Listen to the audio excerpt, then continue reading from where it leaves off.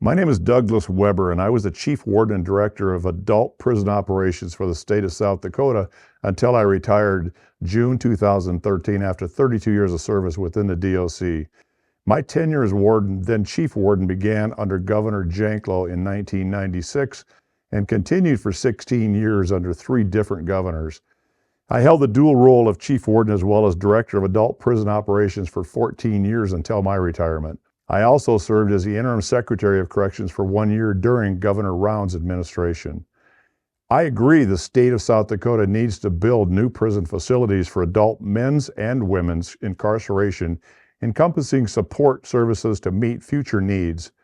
I do not agree with the current proposed plan to build a 1,512-bed Level 5 maximum security facility in rural Lincoln County as the future for men's prison services in our state. This facility, as proposed, has excessive initial estimated building cost. It will be in the wrong location to effectively and efficiently deliver necessary prison services. And the prison's proposed site will require added ongoing operating costs and unnecessary logistical challenges and risks due to its remote location. Replacing the main Sioux Falls facility, the Hill, is the wrong prison to vacate with this plan.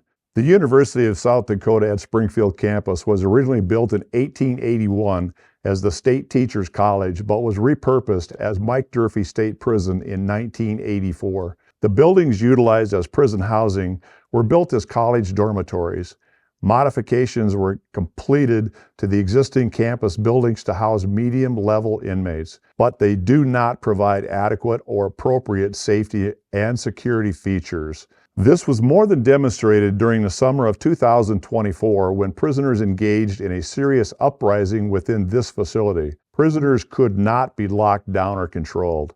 So only the perimeter could be defended or secured until the prisoners decided to end their disturbance. These buildings are extremely vulnerable to damage and or destruction from natural weather disasters or deliberate inmate actions.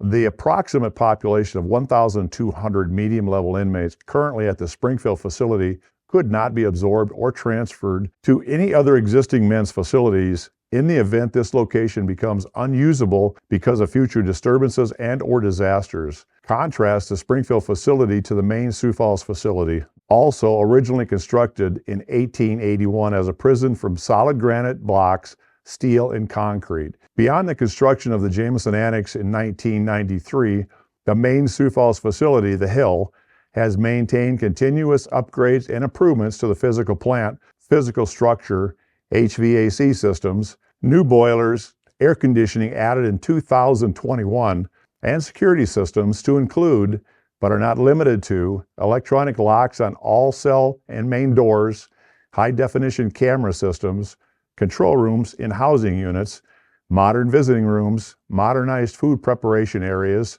modern health services area, major reconstruction of the Sally Port, vehicle entrances, and numerous other upgrades and preventive maintenance projects. These upgrades have allowed the facility to maintain its effectiveness as a safe, secure, and modernized linear-style prison. Construction of pod-style prisons began in the late 1960s, and although they are considered current standard, linear-style, multi-tiered prisons remain actively and safely in use today throughout the federal and state prison systems. It is my understanding that the state continues to own large parcels of land within Minnehaha and Yankton counties that could be used for various DOC building projects. These locations could address the needs that are currently being debated and allow for construction of a pod-style prison to alleviate capacity issues. This brings me to my suggestions for actions we, the citizens of South Dakota, should request of our legislative body as it relates to the building needs of the DOC for adult services. First, ask them to hit the pause button this session and deny additional funding for the proposed men's prison facility in Lincoln County and halt any further actions and expenditures towards its construction this year. Second, request they form a comprehensive work group to complete a summer study that explores other options to address men's prison building needs. Third, the legislators and the citizens of this state still need financial information from the DOC, a specific breakdown of the $825 million requested,